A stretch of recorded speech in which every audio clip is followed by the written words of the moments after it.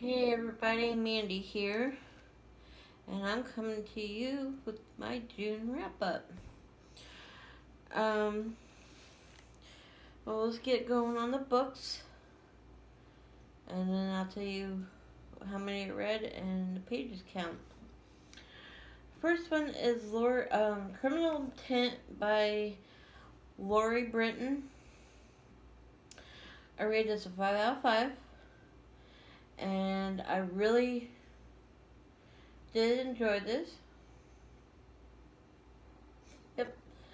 I definitely recommend this to everybody and anybody. I found this had the right amount of humor, light amount of sex scenes, um, etc., etc. So yeah. Next one is Susie by John Benton. I rated this a 2.5 out of 5 star. I did not really care for it. I mean, as far as how things had to go with the main character. Yeah, I'll end it there. Next one is A Secret Garden by Frances Hodgson Burnett. I rated this a 4 out of 5. This is the children's version of The Secret Garden. The one for adults is over 300 some pages, and this one is only 180. But this still is a great story, but if you want more details, I would try to find the adult version. Next, I finished Savage Quest by Cassie Edwards. I rate this a 5 out of 5. I love the story. I think out of all her books I ever read, I've rated them all 5 out of 5 because I just love how she writes her books. And then I read the LGBTQA plus Pride, Real Stories from Real People by Mary Whitney, Family and Friends. I rate this book a 4 out of 5 star. This is just people's coming out stories in their own words, basically, on how they came out, what they consider themselves as part of the LGBTQ plus family. And so some of these stories are pretty relatable, so I would recommend someone picking this up and checking it out.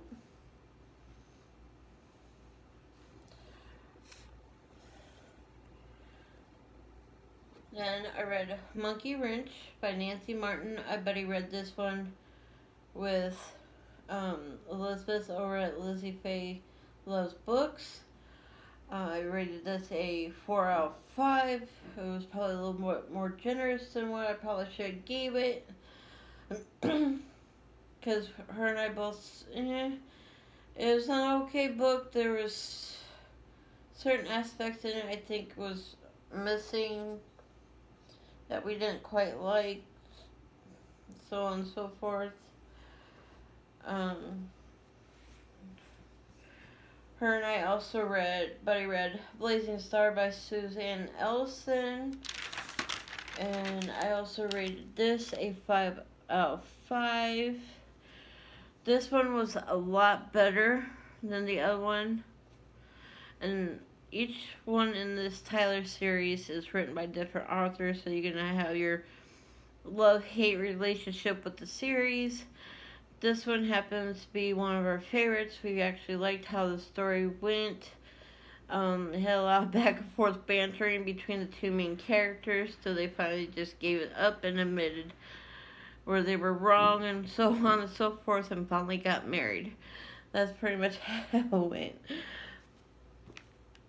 Then I read You by Charles Benoit. I rated this a 3 out of 5.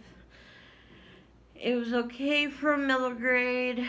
I can kind of see why it has mixed reviews. But if it was someone who was reading it from a high schooler's point of view, they could relate more than someone who's not in high school anymore and is an adult like me. Probably doesn't relate to it so much unless you remember your high school days. Then I finished Yours for Eternity by Hannah Howe, Alexandra Ivy, and Caitlin O'Reilly. This had 3 stories in it. I definitely loved the first 2, not so much the last one.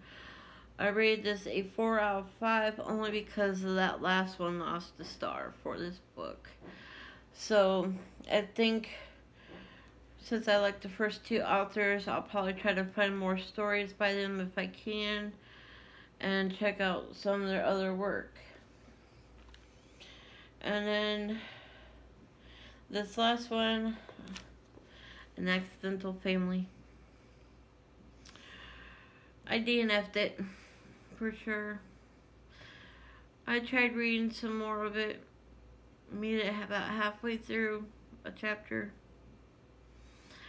I stopped at page 52. Gave up. It was just too much for me to handle. It was too boring. I usually don't say this about romance novels, but this one just wasn't going there. I mean, the first chapter was fine. It kind of grabbed my attention. And then after that, it's just like I didn't want to pick it up. It was starting to kind of drag out for me. And then it just got to the point where I was pretty much forcing myself to read it because I was trying to get to that 50-page mark to say, okay, I'm done. I'm giving up. Adios. I gave it a 1 star. Probably a little too generous with that. I mean, I think it was all because of the fact that the first chapter I did read in it, so. Anywho, I read a total of 9 books, plus the 1 DNF, which makes it 2,329 pages that I read. And I was looking at, since I've been keeping track of my reading since I joined the BookTube community last May of last year, and I was comparing June of this year with June of last year, and I read